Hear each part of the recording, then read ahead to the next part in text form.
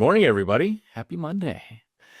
Um, Today I wanted to talk about the subject, and I don't know, maybe I've covered this on this call before in the past, and if I have, well, then all right, we'll do it again. But today will be a little bit different because it's always a little bit different every time. Today I want to talk about something called stewardship, and to kind of express why this is so important to me, I'll start with the story. So I remember when I was younger, I'm sure a lot of you can relate to this story. My dad was always very particular about his stuff, his tools, and all of those kinds of things. He wanted them to be kept clean, to be put back in the same place that they were found, all those kinds of things. And I was kind of a head in the clouds kind of kid who wasn't really too concerned with any of that stuff. And, I remember a number of occasions where my dad would share with me that when you borrow something from somebody, whether it's a tool or anything, when you take something from somebody, it always needs to be returned in as good or better condition than it was when you took it. And so what he's really talking about is just leaving the world a little bit better than the way you found it. That's stewardship as I define it. And it's one thing to look at it in the form of tools and those kinds of things, but we've also been given a life. We've been given an opportunity to show up here on this earth and to interact with the world, and we change the world, we impact the world, and we have the choice to either leave the world better than the way we found it or to leave it worse. It is our choice. And every interaction that we have with people and with our environment changes the world. And so today I want to talk about how do we become a good steward of the world? How do we leave it better than the way that we found it? And so, as always, this is not the answer. It's just some suggestions, some things that I have discovered through my journey that have improved my life and made my life better. And through improving my own life, hopefully, theoretically, improve the lives of all the people around me. I used to be a very, very, very different person. I used to be much more rough around the edges. Used to be much angrier. I used to be depressed. I used to be cranky and frustrated and man, sometimes just flat out mean. I was the person who in the adult basketball league was getting kicked out for being an a-hole. Like that's who I used to be. And every time that happened, I had an impact on somebody. I ruined their night too. They didn't want to have to throw me out. They didn't want to have to deal with me, but they did. And so at that time in my life, I was not making the world better. I was creating an energy and a vibe that was actually detracting from the growth of the world. I was actually bringing the energy down. And at some point in my life, I decided I didn't want to be that way anymore. And so what I'm going to share today is some things that I've learned. And, I think also too, this applies really, really well to real estate agents. So I'm a team leader now, and in on my team, I've got roughly 30. I've got about 50 in the organization. And as I've stepped into this leadership role within real estate, I've had to ask myself a lot, what is it that people who are real estate agents, what do they need to be more successful in real estate? What do they need? What do they need? What do they need? How can I provide value? How can I help them be successful? How can I make the world a better place through the vehicle of real estate? And through that, I just keep coming back to these three concepts. And that's what I'm going to talk about today. And the three pieces are resourcefulness, resiliency, and responsibility. So if we just think about that as a broad umbrella within real estate, if I'm resourceful, if I'm resilient, and I'm responsible for myself, what else would really hold me back from being successful in real estate? I mean, in my opinion, nothing. If we can be those three things in any facet of our life, I feel like we're going to find success. What does that mean? Well, we get to define that. But if we're those three things, I believe we will find success. And so let's just start off with this first one here, resourcefulness. So what does that even mean to be resourceful? Well, I've mentioned this a lot on these calls, but I used to be a middle school science teacher. And my first year teaching, excuse me, I was 23. Yeah, 23 years old, almost 24. So very young. I had no idea what I was doing. And I got my first teaching job as a middle school science teacher in kind of an inner city school in Denver. And, I had 12 students who spoke zero English, zero. 11 of them were Spanish, one of them was Russian. And I don't speak either one of those languages, or at least I didn't at the time. And so I'm dropped into this classroom. The very first day, they gave me a 3 ring binder that was about an inch thick, inch and a half thick. And they said, "Hey, here's your curriculum for the year. Good luck." And they turned me loose with a bunch of middle school kids that didn't, and I had a hard time connecting with them. But when I sat down at my desk, there was no chicken exit. There was no getting out. I wasn't going to quit. I wasn't going to leave. I had to figure it out. So I had to become resourceful. So what does that mean? Well, it means I went out and I found resources, physical, people, you know, all those kinds of things. I had to study the content because I was actually teaching biology, and biology was not my subject. I was an earth science person. So I had to like relearn all of this biology stuff. The point being, I was forced into a position to be resourceful. And one of the reasons why I love bringing teachers into real estate is because they're resourceful. You don't have the money that you need to buy supplies. You don't have everything, given to you. It's basically like, hey, you're on your own. Don't mess this up because you have 150 students that you're going to see today and tomorrow and the next day. So you better be prepared. And when you're in that kind of environment, you become resourceful. So let's translate that to real estate. What does it look like to be resourceful in real estate? Well, it's the exact same thing. If we look at ourselves as if there is no chicken exit, there is no easy button, there is no solution outside of myself, I have to be the solution. If we look at ourselves that way, then there's no problem we can't solve within real estate. So, I see a lot of agents coming out saying, I need more leads. Somebody give me leads. Somebody provide the value to me. Somebody provide the business for me. Somebody provide the money for me. Somebody tell me how to host an open house. Somebody, do all of this stuff for me. And we forget sometimes that we have all of the answers within us. We have Chat GPT, we have AI resources, we've got Jesse, we've got all of these amazing leaders in our organization who have already created a ton of content that we can dive into, but also offer up, amazing opportunities to be able to coach us and teach us and show us what to do. But at the end of the day, if we're professional class takers, we're not really taking action. And so resourcefulness ultimately comes down to action.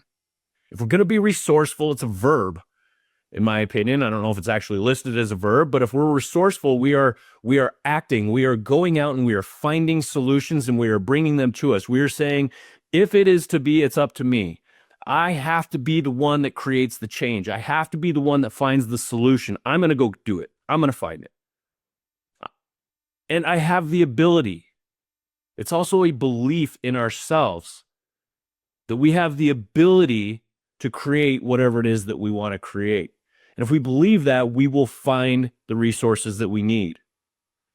Now, with all of that being said, I want to caveat this with that does not mean we're alone, right? So I already kind of talked about, we have Jesse, we have all these other leaders in our organization. It's not that we're alone or that we have to do it by ourselves. It's a belief that we have the ability to do it if we need to, but that doesn't mean we do it alone. Resourceful could mean finding your community.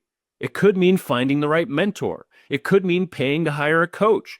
It could mean that you just put your headphones on and just dig into work for the next 4 hours with zero distractions and you are just in it. That all of those things are resourceful because what you're doing is you're finding ways to get the things done that you need to get done and not relying on somebody else to gift them to you.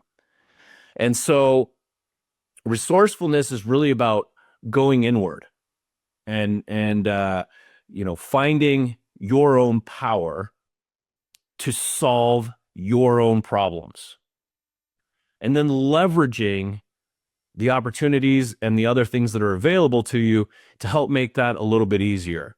But resourcefulness is it's a form of power. It's a form of self-power, right? If we're dropped in the forest and we're not resourceful, we die. But if we're resourceful, we can make shelter, we can find food, we can find water. Same thing goes true or holds true within our real estate business. So, going back to this concept of stewardship, how do we make the world a better place? Well, it starts with making ourselves better. And real estate is an amazing vehicle, an amazing playground to make ourselves better, to challenge us.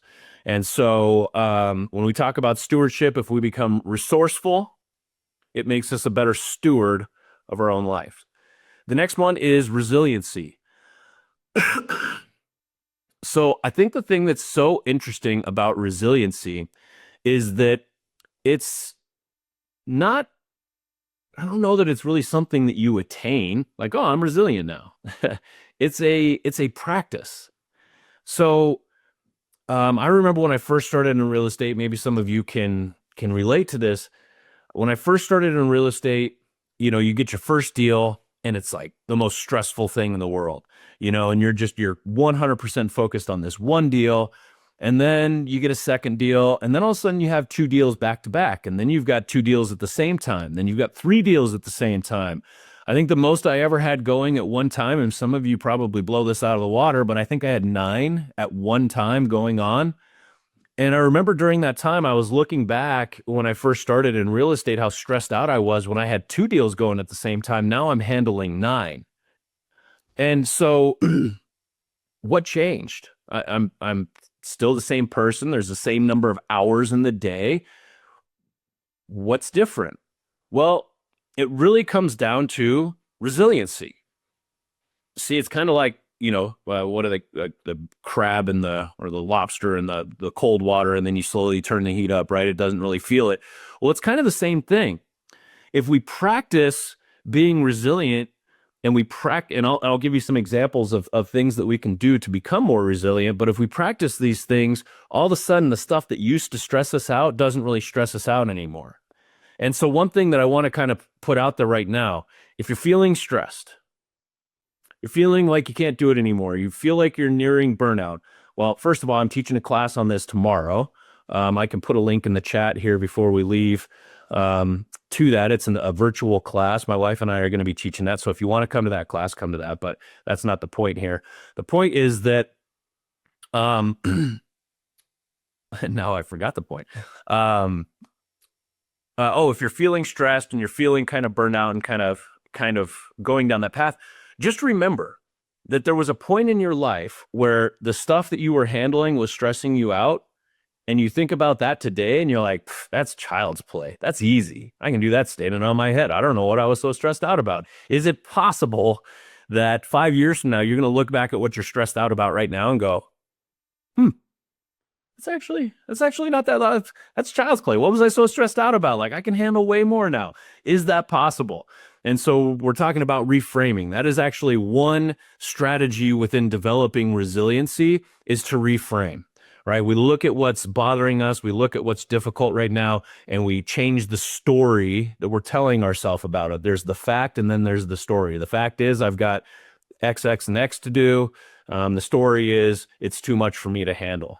See, I used to tell myself that story all the time. I can't do it anymore. It's too much.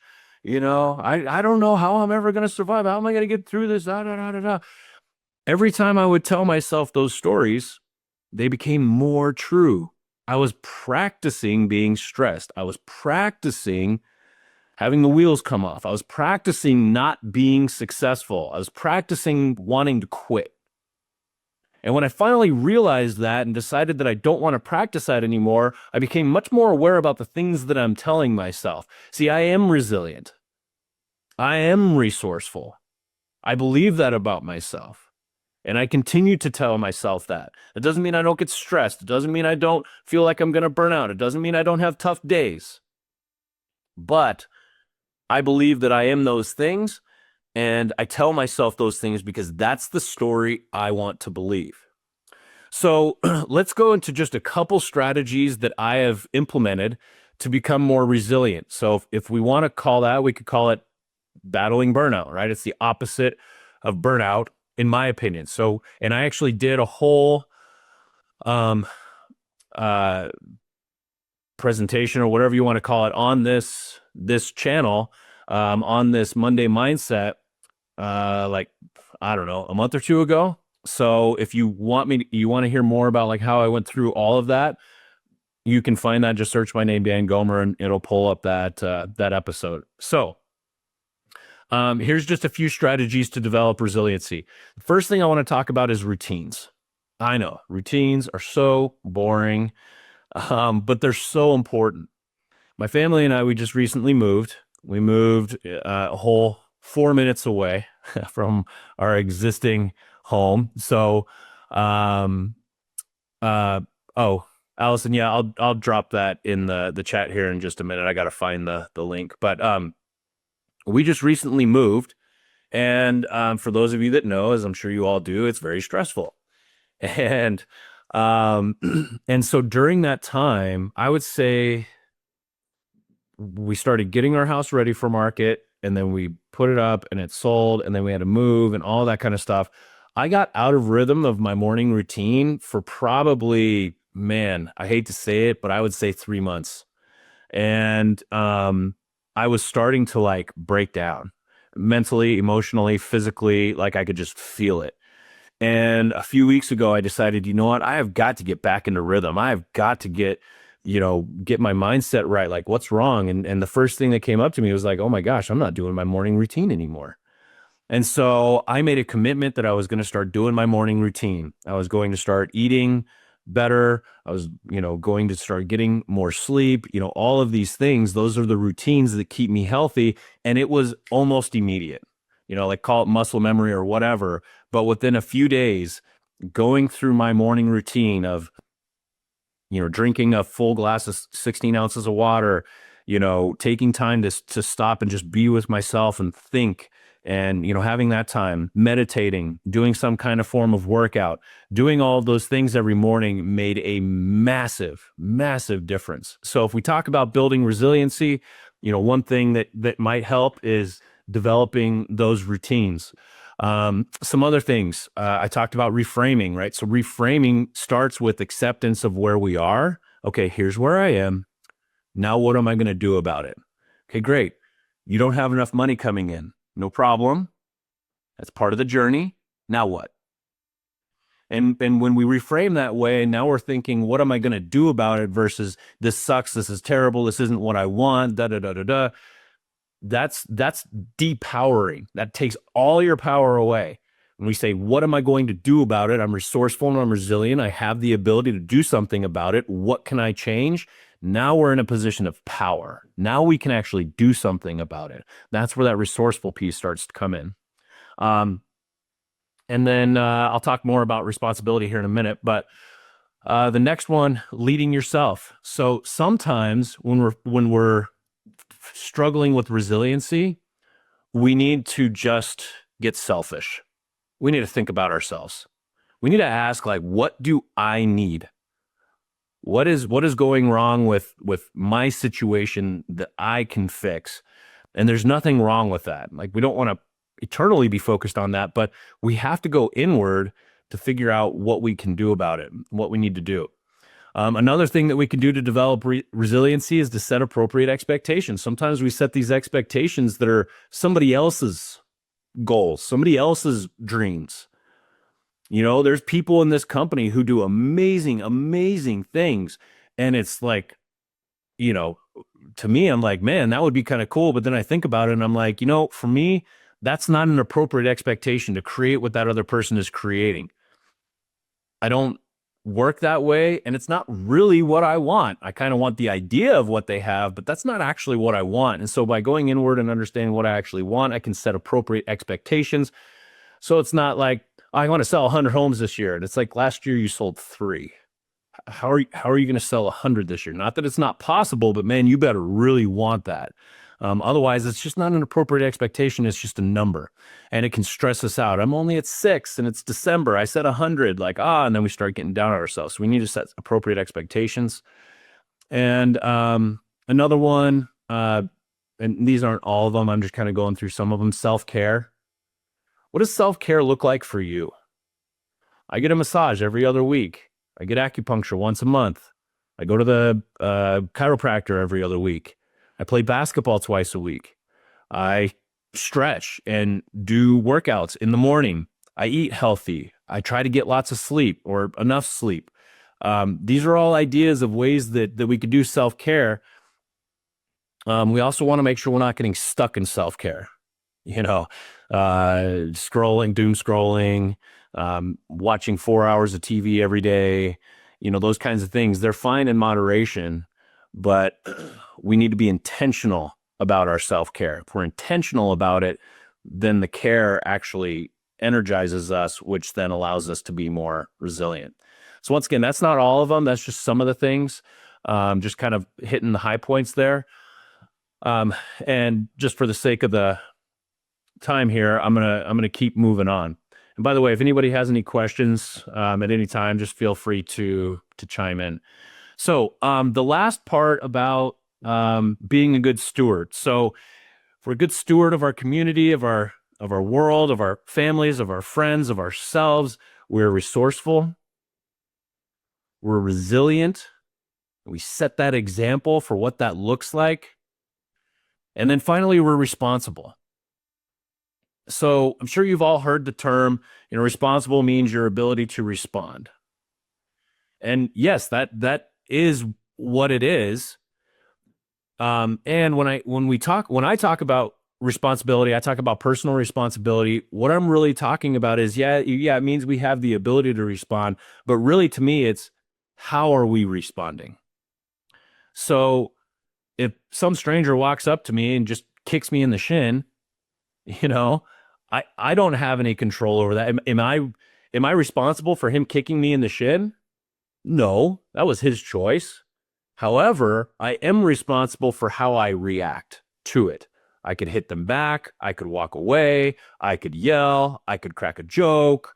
There's all these different things that I could do. And so ultimately, it doesn't matter what happened to us in the past.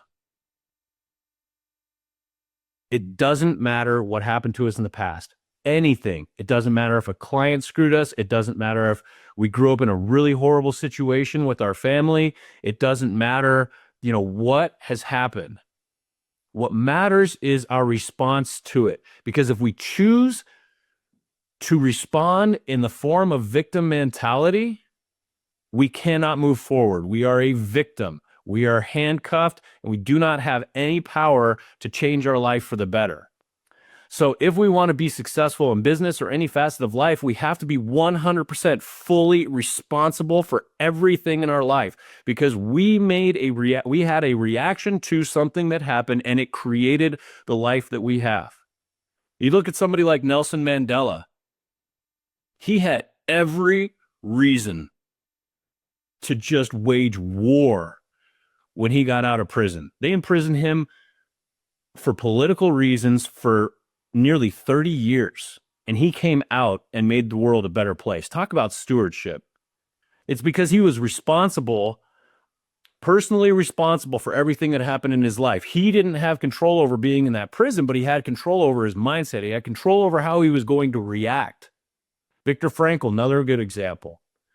I remember when I was younger and early on in real estate, and I was having a lot of just anxiety and challenges and struggles, and I was depressed and felt like I wasn't providing for my family the way that I wanted to provide.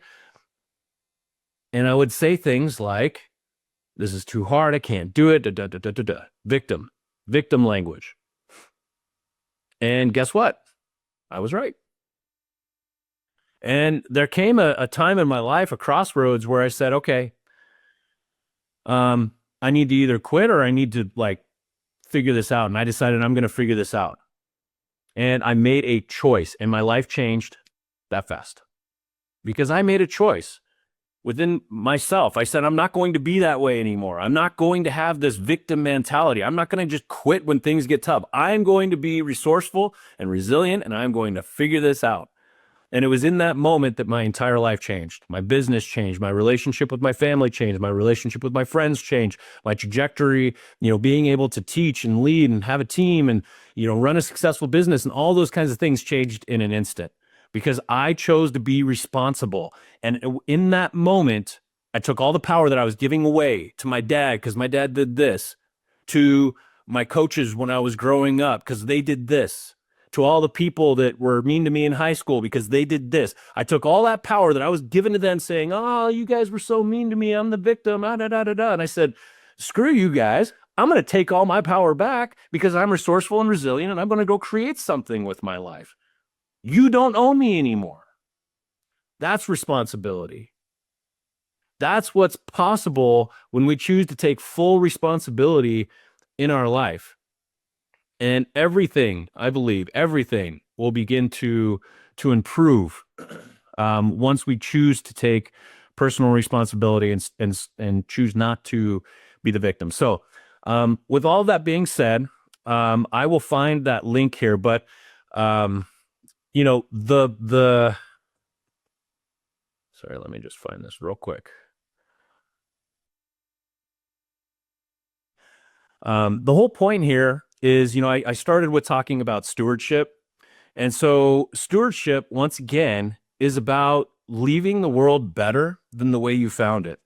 And there's that link. One of the best ways, I believe, to leave the world better than the way we found it is to make ourselves better than we used to be. If I'm a better person every day, then the people around me become better. It inspires them. Indirectly even. And it changes my energy. So I'm not yelling at refs anymore. They're all my friends. We have a great relationship now. I don't yell at the people on the phone who are helping me with my cable and they've only got so much power and, and the bill was wrong or whatever. It doesn't help to yell at them. That's being a good steward. We can make the world a better place. We don't have to be Ed Milet or Gary Vaynerchuk or Grant Cardone. We don't have to be those people to make the world a better place. We can make the world a better place. We can be an exceptional steward of our life and of this world if we just try to make ourselves better by being resourceful, responsible, and resilient. Will naturally make the world a little bit better. So I appreciate you guys being here on a Monday after a break. I hope you guys have a fantastic week. And if anybody ever wants to reach out to me and chat, there's my email. Feel free to reach out anytime. So appreciate you guys. Have a great week. If you'd like more information or to get connected to the Agent Power Huddle, join our free Facebook group. This call was designed for the agents in our EXP organization, but open to any agent from any brokerage. If you're a guest and you're interested in learning more about EXP or our specific resources within the Agent Collective, reach out to the person who invited you to this call to get more info. Produced by the Agent Collective Media Network.